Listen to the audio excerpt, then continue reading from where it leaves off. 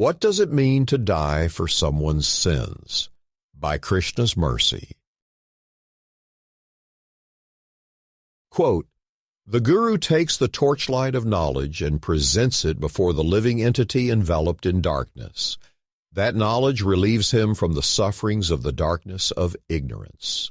Shrila Prabhupada, Science of Self-Realization, Chatuitade. I hate to bring other traditions into the discussion. I am not one for comparative study. Those interfaith seminars are nice and all as a way to be polite, but no one really learns anything. They don't reach a conclusion. If they did, they would have to abandon their ideology, their allegiance, and their way of thinking. No one is looking to do that. Cooperation is nice, but at some point you have to choose which doctrine you are going to follow. At the same time, some concepts are so compelling that they are like the symbol of a particular tradition, a trademark of sorts. In this discussion, we focus on this idea of accepting another person's sins. More than accepting, a Savior dies for those sins.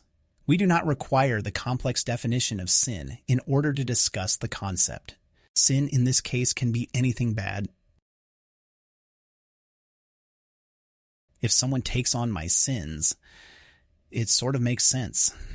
It is like a transfer of ownership.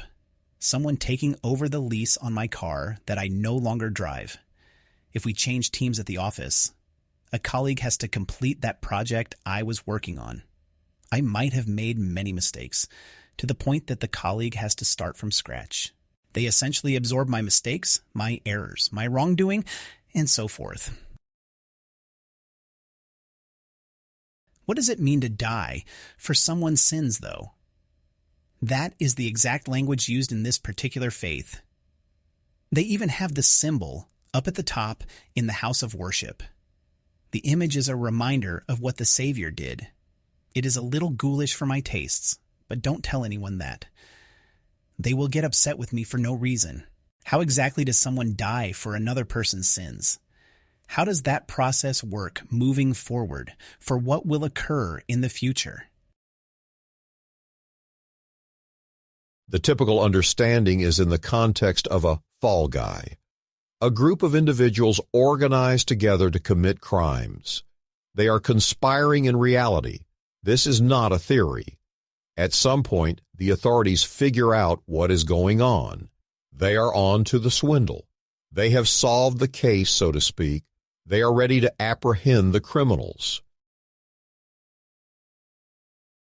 Facing imminent apprehension, one person from the group decides to take the fall.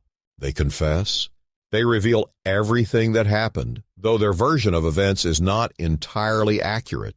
The others abscond with some of benefits of the crime. There is little trace left. The authorities have no reason to dig further.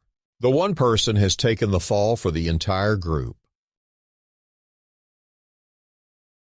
If the punishment in this case is death, then the one person has essentially died for the sins of others.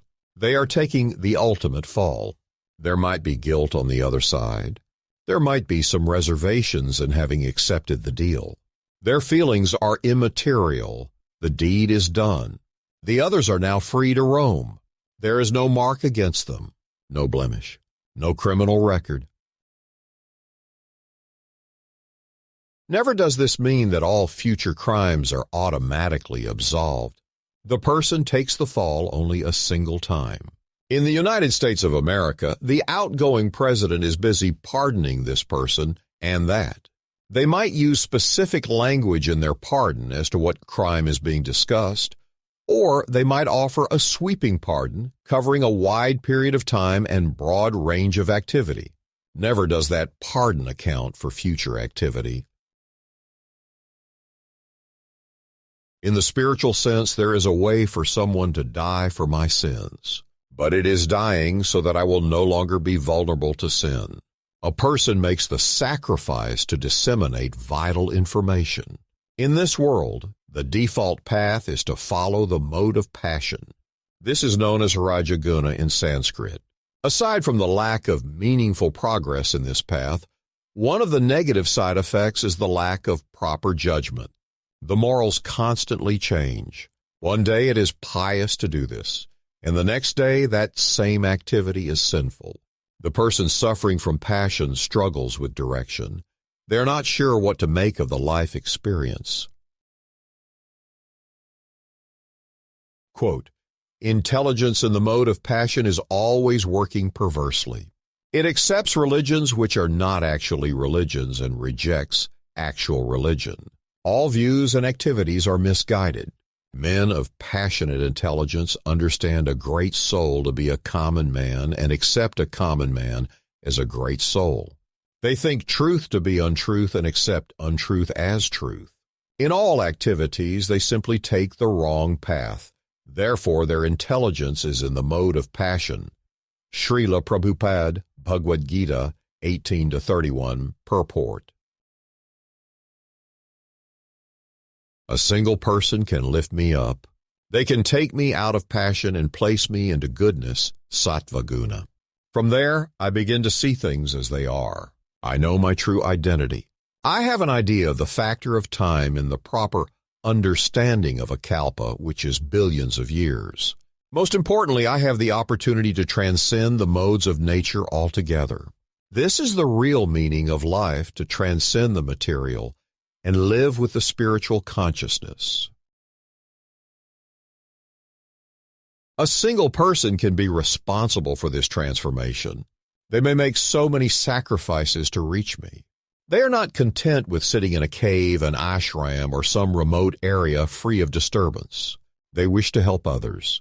They will accept the sins of their followers formally aligned, but the real purpose to the interaction is to light a fire of devotional service to the Almighty, who is a person. Sarva dharman parityajya, mam ekam sharanam vraj, aham tvam sarva papebhyo, moksha yishyami ma shuchaha. Quote, "Abandon all varieties of religion and just surrender unto me. I shall deliver you from all sinful reaction. Do not fear." Lord Krishna, Bhagavad-gita, 1866. This person might become so prominent in their rescue efforts that rivals form. There is jealousy reaching the point of malice. Therefore, a group might conspire to take this leader out, to remove them from this world. This is the risk that the spiritual master takes. They might die so that I can live. They might suffer so that I can enjoy.